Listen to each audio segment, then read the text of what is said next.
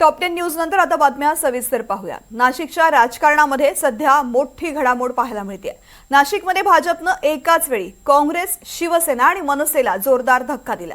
नाशिकमध्ये ठाकरे गटाचे माजी महापौर विनायक पांडे, काँग्रेसचे नेते यतीन वाघ यांच्यासह दिनकर पाटील यांनी प्रवेश केला।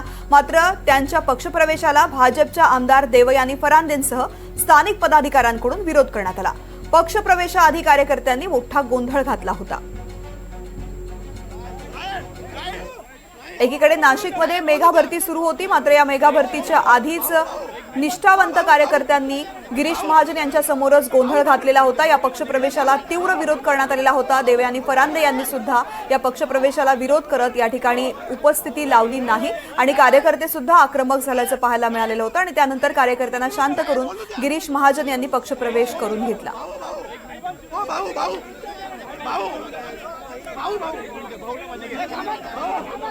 दरम्यान नाशिकच्या पक्षप्रवेशानंतर भाजपमध्ये मोठं नाराजी नाट्य रंगलं। राड्यानंतर देवयानी फरांदे भावुक झाल्याचं पाहायला मिळालं। निष्ठावान कार्यकर्त्यांवरती अन्याय होत असल्याचं वक्तव्य देवयानी फरांदे यांनी केलं। काही दलालांनी स्वार्थामधून राजकारण केला असा आरोप देवयानी फरांदेंनी केला।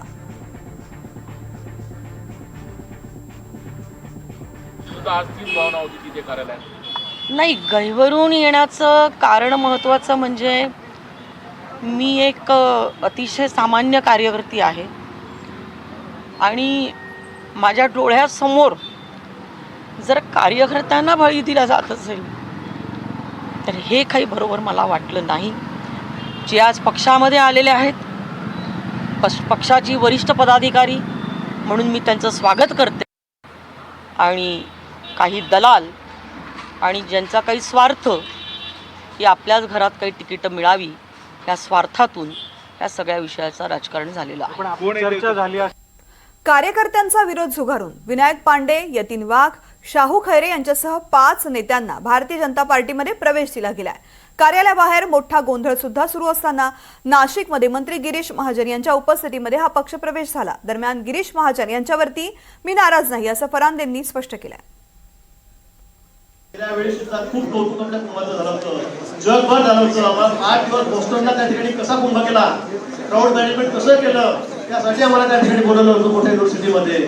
आणि यावेळेला सुद्धा त्यापेक्षा अधिक चांगला, कारण गर्दी 4 पट अधिक राहणार आहे, तो कुंभमेळा आम्हाला करायचा आहे। त्यासाठी आपण सगळे एकत्र झालो, सगळे पक्ष सगळ्यांनी एकत्र काम केलं तर मला वाटतं निश्चित यश आपल्याला त्यामध्ये मिळणार आहे। आणि म्हणून मला आनंद होतोय की आपण सर्वांनी पक्षामध्ये त्या ठिकाणी प्रवेश केलेला आहे।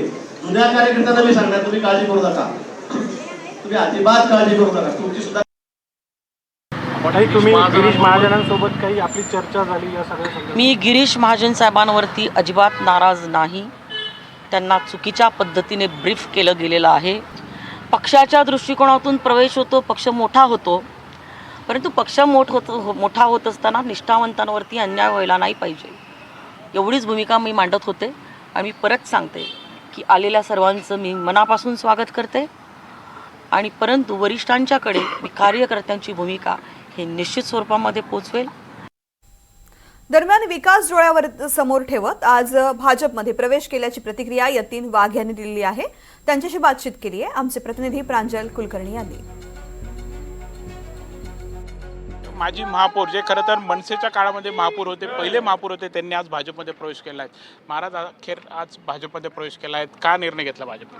आपण बघितलं असेल, देशामध्ये माननीय पंतप्रधान नरेंद्रजी मोदी हे विराजमान आहेत, त्याचप्रमाणे राज्यामध्ये माननीय मुख्यमंत्री देवेंद्रजी फडणवीस यांच्या मुख्यमंत्रीपदाच्या अंतर्गत राज्यामध्ये विविध विकास कामे चालू आहे।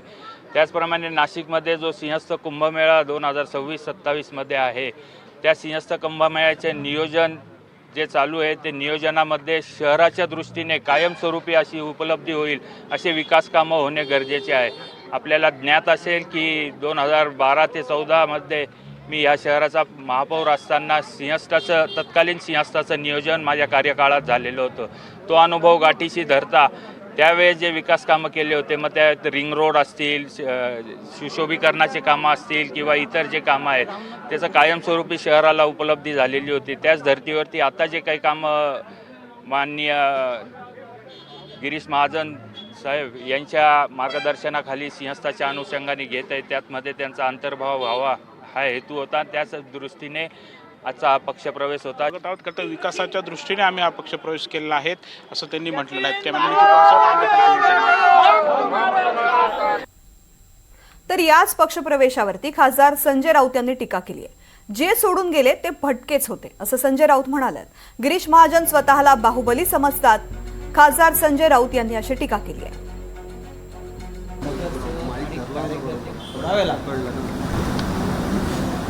हे श्रीमंत भिकाऱ्याचं लक्ष.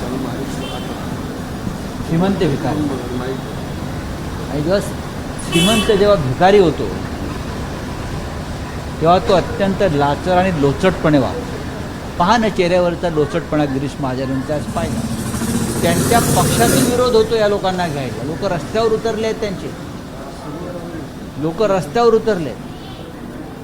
दिवे आणि फरांदे आमदार आहेत त्या रस्त्यावरती उतरले.